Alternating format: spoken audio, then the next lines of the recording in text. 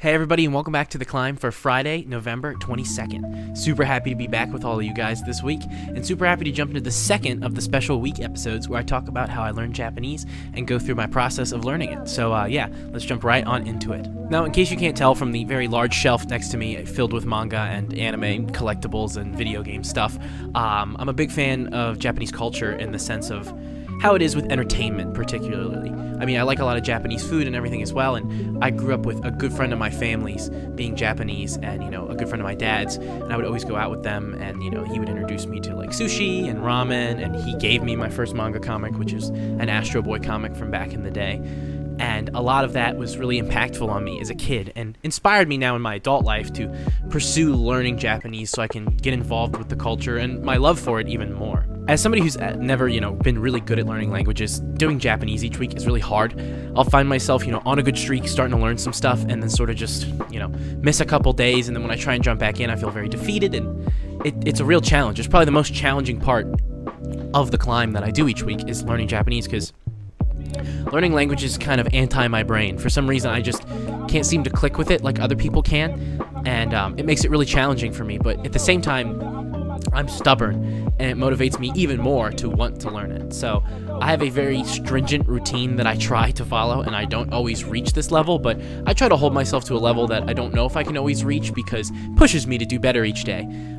So I'll just jump into that and say, this is a little bit technical at times, but who really cares? One of the first things I try to do each morning is when I get up and I start to go, get ready for the day before I go to work, I will try and just flip through hiragana and katakana on my iPhone. Even if I don't get anything right or if I mess up a bunch of them, I just try to flip through and expose my eyes to it.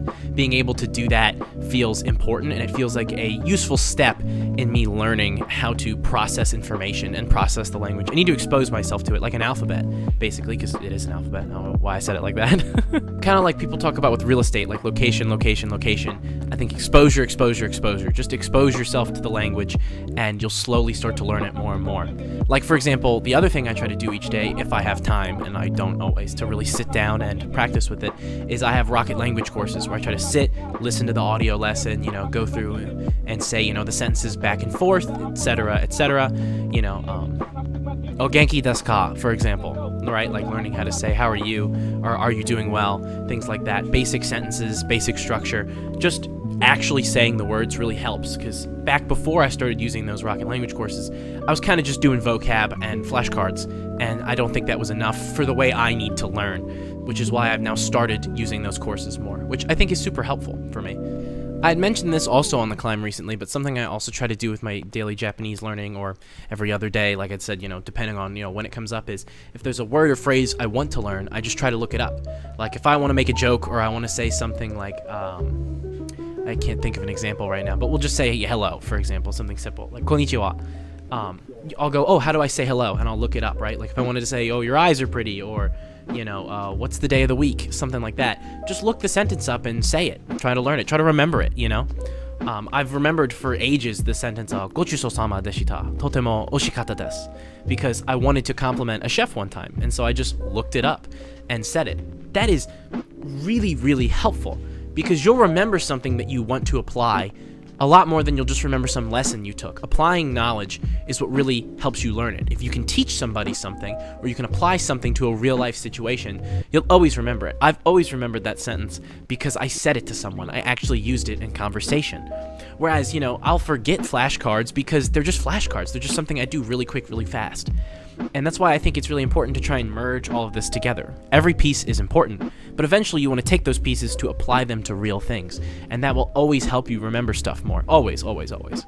I also think it can be important to consume things that you enjoy as well, like manga and video games. When I play a JRPG, maybe I'll try to play it in Japanese for, a period of time and see if I can learn any words or catch something that I do know. Same thing with watching an anime with subtitles instead of in an English dub. I miss 99% of it, but every once in a while to catch one singular word can be satisfying and know that you're making improvements. You're like, oh man, I actually understood that sentence, even if it was a basic sentence. Who cares? It's cool that I noticed it.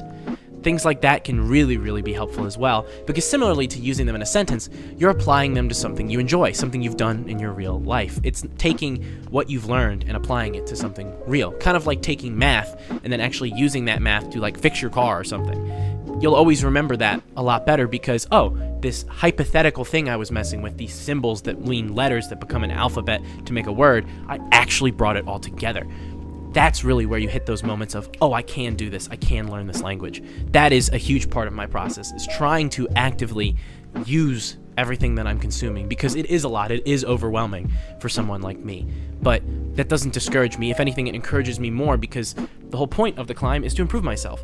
And what better way to improve yourself than to step out of your comfort zone? Even though I'm still at a very basic level after practicing for a bunch of weeks, it's a lifelong journey, and I find myself proud that I'm even taking the step to do something that I want, even though it can make me uncomfortable, even though putting myself out there, trying to learn a language, is something that I'm not good at and not comfortable with. That makes it all the more gratifying when I do accomplish it. So yeah, thank you guys for tuning in each week. As always, please like, comment, subscribe, and share the video. It helps the channel so much. And being a small channel, any sort of sharing and helping really pushes us forward. I love being able to answer all you guys in the comments. So please, if you have any techniques or tips and tricks or things you think I should look into, please leave them in the comments below. It really helps a lot. And that's all I got to say. Thank you all so much for tuning in this week. Next week, you can expect the episode of The Climb talking about my exercise journey, and then we'll go back to the usual format of covering, League of Legends, exercising and learning Japanese each week, and what progress I've made, sort of as a, weekly goal trend-setting sort of thing. I'm also not going to be afraid, I think, in the future, too, if I make more progress with one, to make that segment longer instead of trying to keep it so even as I have in the past. But yeah, again, thank you all so much. I will catch you in the next video, and sending so much love to all of you. Peace and love, everybody. Bye-bye.